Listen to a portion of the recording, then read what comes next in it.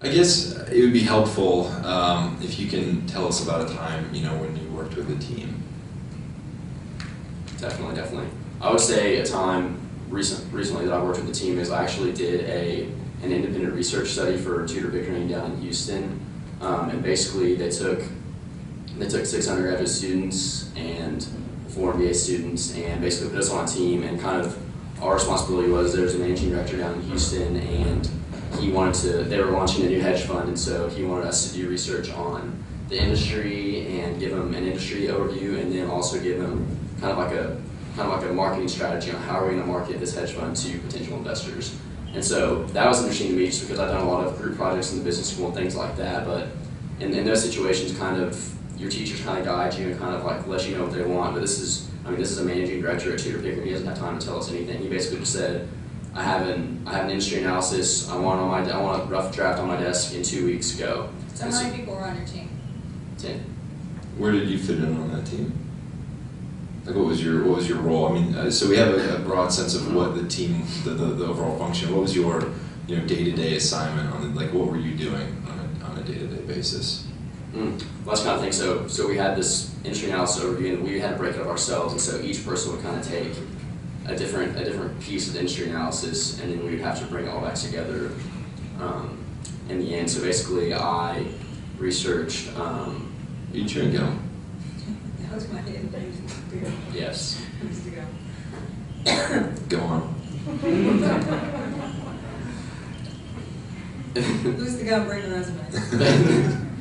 Yeah, please, not that you would. Don't show up to an interview with gum. Don't show up without your resume. Have a pen. And so basically, we're just responsible for kind of looking at different sorts of possible investments in the industry. So I researched equity long short as a strategy and kind of looked at different equity long short funds and kind of their strategy, and then relayed that back to the group, and we put that in the presentation. So that was kind of my role in that. So was there a team leader? There was not. There was basically a designated team leader every week. So every week, whoever was the team leader would change. So then everyone kind of got to be in a leadership role. And how did you really interact with the teams? It sounds like you guys would kind of meet and then break apart and you all go do your own thing and then you come back. So is that really a team experience, or was it just a project for everybody had an individual piece of it? I would definitely say that it was definitely very team driven, because while we were all responsible for our individual parts, I mean, people were still helping everyone else out all the time, because people would have things come up and they wouldn't be able to finish it. And then, we'd bring it all in and try to put it together in a final presentable, and we'd be reading over everyone else's things, and we'd have to make comments, and we'd, make changes ourselves. So while we would kind of pull back and do like a rough draft on our own, the final draft was definitely all driven from the team and kind of what they thought. So if I had your 9 members of your team locked in a room, I would have let them out until they gave me the 3 best adjectives to describe you, what would they say? I would think that they would say kind of hardworking, ambitious, and kind of a helper, like help out in any way that I can. And why would they describe you as ambitious? What would they mean by that? Just because I'm kind of the type of person to where I'm not going to stop until the job's done, but not only that it's done, but that it's done right. And so however many hours that takes, or however long it takes me, or whatever I have to do, I'm determined to do it to make the. And that's great, but is there a specific example, maybe it wasn't on this team project, but another where that was the case, where you had to work endless hours to get something done?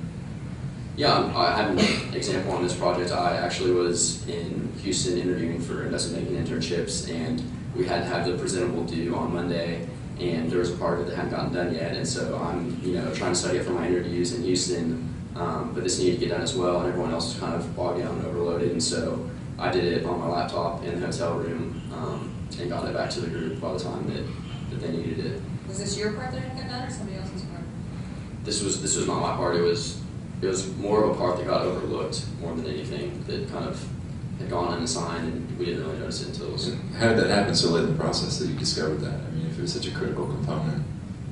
It's just something that whenever we broke all the parts out, everyone kind of thought that everyone else was doing it. And until we brought everything together for the final presentation, no one really realized it. So how would you say your communication skills are? I would say my communication skills are good. I'm not afraid to talk to people or communicate with them in any way. So no, that makes sense. I mean, you seem like a social person, but what about your business communication skills? I mean, I think those are adequate as well, and I think I'm definitely developing those. What do you mean by adequate? I think those are good as well. I'm definitely developing them through my current internship and as I progress, getting better and better with communication, because that's something that you kind of have to learn from. You can't really just get it overnight.